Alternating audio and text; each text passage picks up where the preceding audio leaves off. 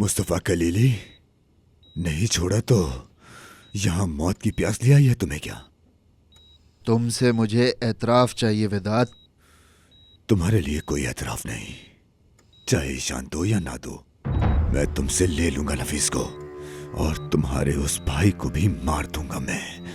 चाहे कुछ हो जाए, मैं एतराफ नहीं करूंगा। पक्की बात है? पक्की बात है। ईशान के लिए ना सही, क्या ईद के लिए भी नहीं करोगे?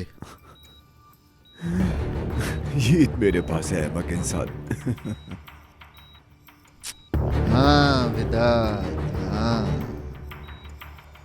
तुम्हारे पास नहीं है असल में वो। शुक्रिया बुलंद का, ईद सही सलामत दे दिया मुझे।